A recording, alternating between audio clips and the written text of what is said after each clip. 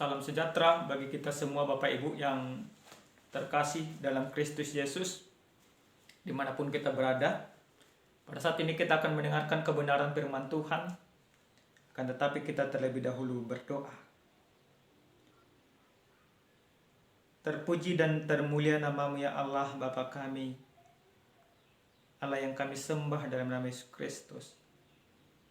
Pada saat ini kami akan mendengarkan sabda Tuhan.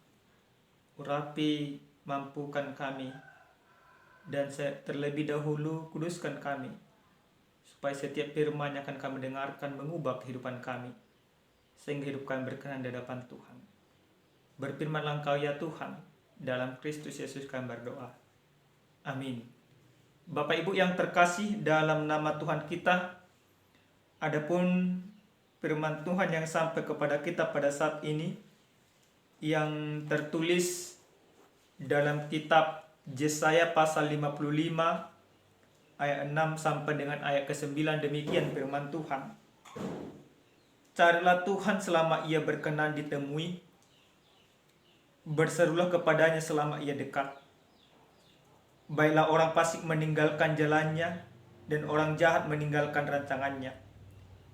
Baiklah ia kembali kepada Tuhan, maka ia akan mengasihaninya, dan kepada Allah kita, sebab ia memberi pengampunan dengan limpahnya. Sebab rancanganku bukanlah rancanganmu, dan jalanmu bukanlah jalanku. Demikianlah firman Tuhan. Seperti tingginya langit dari bumi, dan demikianlah tingginya jalanku dari jalanmu, dan rancanganku dari rancanganmu. Sampai di sana pembacaan kebenaran firman Tuhan. Bapak Ibu yang terkasih dalam Kristus Yesus, ada sebuah ungkapan yang pernah kami dengarkan, dikatakan bahwa pertobatan akan terjadi kepada seseorang jika dia menyadari dia salah. Akan tetapi orang salah sekalipun dia diingatkan oleh orang lain, kalau dia tidak ada sebuah kesadaran bahwa dia itu salah, maka tidak akan ada perubahan. Yang artinya, sebuah perubahan itu dimulai dari kesadaran akan diri sendiri. Sebuah perubahan itu akan terjadi dari kesadaran mengenal siapa kita. Tanpa ada sebuah kesadaran itu, sebagus apapun kita menasihati orang yang sudah jelas-jelas salah, maka semuanya itu akan percuma. Bapak Ibu yang terkasih dalam Tuhan kita Yesus Kristus, dalam kebenaran firman Tuhan yang sampai kepada kita pada saat ini, bagaimana Allah menyuruh Yesaya untuk menyerukan sebuah pertobatan kepada umat Allah. Kenapa Allah menyuruh Yesaya? Karena Allah melihat, Allah memperhatikan bagaimana umat yang Dia kasihi, bagaimana umat yang seharusnya menjadi perpanjangan tangan Allah sudah lari dari koridor dan kebenaran firman Tuhan. Di mana umat Allah pada saat itu mereka beribadah kepada Tuhan, tetapi di sisi yang sama mereka juga melakukan penindasan. Mereka juga menganiaya orang lain. Mereka beribadah kepada Tuhan, memberikan korban persembahan, korban bakaran kepada Tuhan, korban pengampunan dosa. Tapi seakan-akan semuanya itu untuk menjadi sebuah sogokan kepada Tuhan. Nah, tentu Allah tidak berkenan dengan semuanya itu. Allah tidak menginginkan adanya kemunafikan dalam diri umat Allah.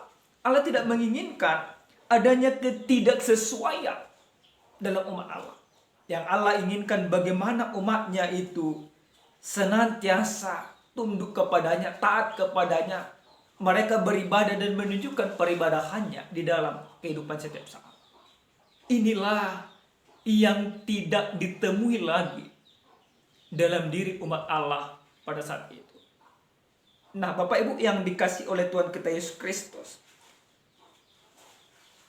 namun dalam perikop ini, bagaimana Allah menawarkan keselamatan itu, bagaimana Allah menawarkan pertobatan itu kepada umat Allah itu dengan cuma-cuma. Kalau kita baca dalam ayat yang pertama dalam pasal yang ke-55 ini, jelas di sana dikatakan, ayo hai semua orang yang haus, marilah dan minumlah air. Dan hai orang yang tidak mempunyai uang, marilah, terimalah gandum tanpa uang pembeli dan makanlah, juga anggur dan susu tanpa bayar. Artinya apa? Artinya Allah memanggil mereka, memberikan kelepasan kepada mereka secara cuma-cuma. Tetapi banyak umat Allah itu merasa dirinya tidak bersalah, merasa dirinya adalah benar. Bahkan justru mereka menyalahkan Allah atas segala penderitaan yang mereka rasakan pada saat itu. Mereka menghujat Allah. Mereka katakan Allah itu tidak benar, Allah itu tidak adil. Tapi mereka tidak menyadari bahwa mereka yang tidak adil, mereka lah yang sudah meninggalkan Tuhan. Nah, Bapak Ibu yang dikasih oleh Tuhan kita Yesus Kristus, lalu dalam perikop kita diserukan, carilah Tuhan selama ia berkenan ditemui, berserulah kepadanya selama ia dekat. Menjadi sebuah pertanyaan yang kita tanyakan dalam hati kita. Apakah kita memang mencari Tuhan? Apakah mencari Tuhan ini sama seperti mencari uang? Tentu tidak. Mencari Tuhan yang dimaksudkan dalam perikop kita ini, bagaimana orang yang hidupnya sudah tidak berkenan, yang hidupnya di dalam penderitaan, bagaimana orang yang mencari Tuhan itu? Berarti ada sebuah perubahan di dalam hidupnya. Mencari Tuhan bukan berarti pergi, tetapi ubah sikap hidupmu, ubah lakumu, ubah dosa-dosamu. Karena Tuhan itu sesungguhnya adalah dekat. Tetapi kita akan mencari Dia ketika kita mau meninggalkan segala keberdosaan kita. Makanya dikatakan carilah Tuhan selama ia berkenan. Berarti mencari Tuhan, kita harus meninggalkan segala dosa-dosa kita. Supaya apa? Supaya jangan penghakiman, penghukuman, kematian yang akan menjadi bagian kita. Jelas dikatakan Bapak Ibu yang Tuhan kasihi, carilah Tuhan selama ia berkenan, berserulah kepadanya selama ia dekat. Yang artinya kesempatan masih diberikan kepada setiap orang untuk menemui Tuhan, untuk berseru kepada Tuhan. Selama masih ada kesempatan itu, mari kita pergunakan, tinggalkan segala keberdosaan dan cari Tuhan di dalam kehidupanmu. Cari pekerjaan Tuhan.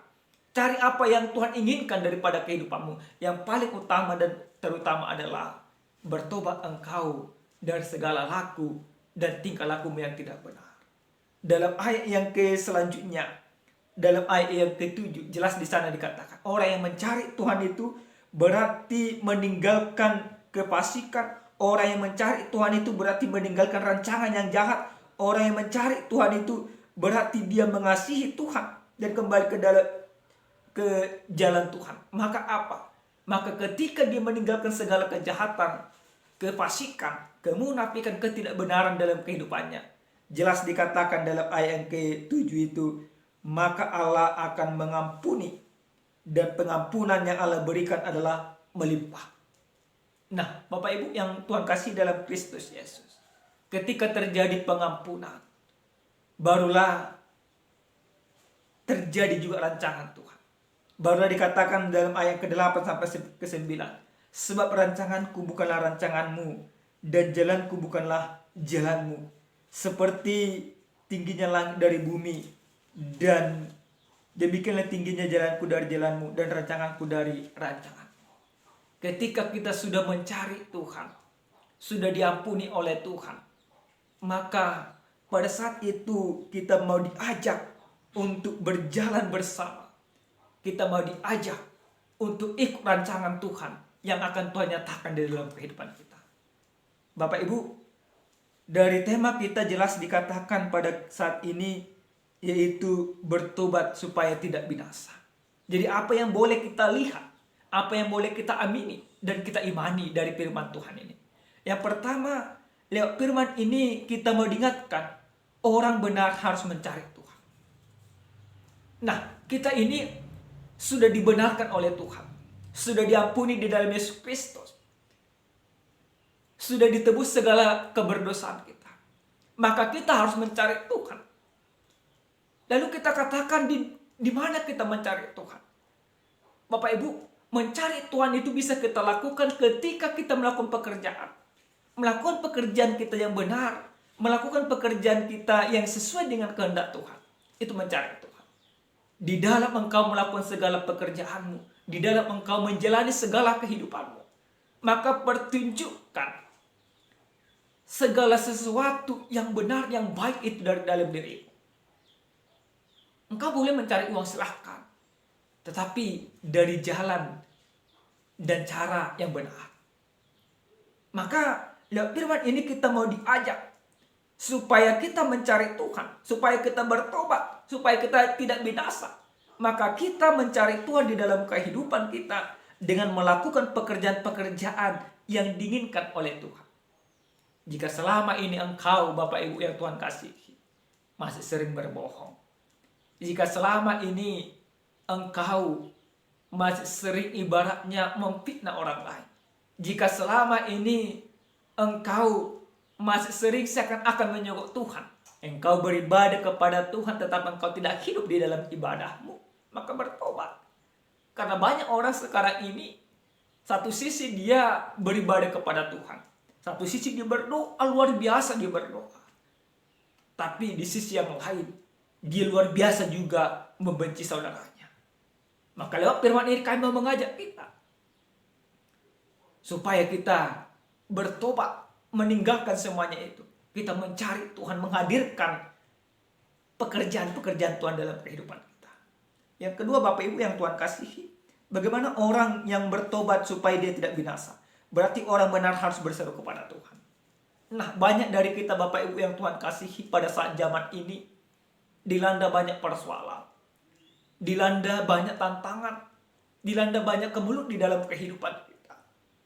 Kami percaya pribadi punya pergumulan, punya masalah masing-masing. Ada di antara kita yang mengatakan, Tuhan, aku tidak sanggup dengan masalah ini. Ada di antara kita yang mengatakan, Tuhan, kenapa masalah ini datang kepadaku? Tetapi yang harus kita ingat Bapak Ibu yang Tuhan kasihi, bagaimana orang yang benar itu, yang sudah bertobat itu, yang sudah hidupnya berkenan kepada Tuhan, yaitu dia harus hanya berseru kepada Tuhan. Orang yang hanya berseru kepada Tuhan berarti menyerahkan secara totalitas kehidupannya kepada jalan-jalan dan kehendak Tuhan. Maka pada saat ini kita mau berseru dengan sungguh-sungguh kepada Tuhan. Jika selama ini kita mencari jalan pintas yang dianggap pantas, maka pada saat ini kita mencari jalan Tuhan yang dianggap pantas dalam kehidupan kita. Yang ketiga Bapak Ibu yang Tuhan kasihi, lihat firman ini kita mau diajak orang benar harus hidup dalam rancangan Tuhan. Nah, di awal tahun 2022 ini, masih bulan 3 sekarang, pasti kita mempunyai banyak rancangan. Inilah rancanganku, dan sebagainya. Tetapi lewat firman ini, kita mau diingatkan, bagaimana orang percaya itu, orang benar itu, umat Allah itu, orang yang sudah ditebus dalam Yesus Kristus itu, harus sesuai dengan rancangan Tuhan. Maka pada saat ini kita mau diajak, buka dirimu, katakan kepada dirimu dalam doa permohonanmu, Tuhan, ajar aku untuk mengerti rancanganmu. Buka dirimu, katakan, serukan dalam kehidupanmu. Biarkan aku mengerti cara jalan Tuhan. Mungkin selama ini kita tidak mengerti jalan Tuhan. Mungkin selama ini kita melihat bahwa permasalahan itu adalah bagian daripada keberdosaan kita, atau bagian daripada ketidaksukaan Tuhan kepada kita. Tapi ingatlah Bapak Ibu yang Tuhan kasih, masalah sekalipun dan seberat apapun, bisa itu Tuhan pakai caranya, Tuhan izinkan itu, supaya kita mengerti rancangan Tuhan yang mau Tuhan nyatakan kepada kehidupan kita. Jangan kita anggap semuanya itu sebagai penghukuman Tuhan. Justru dengan semuanya itu Tuhan izinkan. Itu ingin memurnikan iman kita. Supaya apa? Supaya kita menyadari bahwa hidup kita sepenuhnya adalah tunduk dan taat kepada rancangan Tuhan. Yang terakhir sekali Bapak Ibu yang Tuhan kasihi, ada sebuah ilustrasi. Ada seorang anak tunggal, anak orang kaya. Ketika dia sudah beranjak dewasa, umur 18 tahun, dia menuntut lebih daripada ayahnya. Dia katakan, "Ayah, aku tidak mau sekolah lagi. Berikan kepadaku uang, berikan kepadaku mobil, aku akan buka usaha." Tapi apa yang dikatakan ayahnya ini? Tidak. Anaknya ini marah, memberontak dalam kehidupannya. Tapi ayahnya ini apa yang dilakukan? Setelah anaknya ini tamat dari SMA, ayahnya ini memasukkan anaknya ini ke dalam sebuah perguruan tinggi yang punya asrama yang super ketat. 1 tahun anak ini di dalam asrama. Dia memberontak, dia membuat ulah.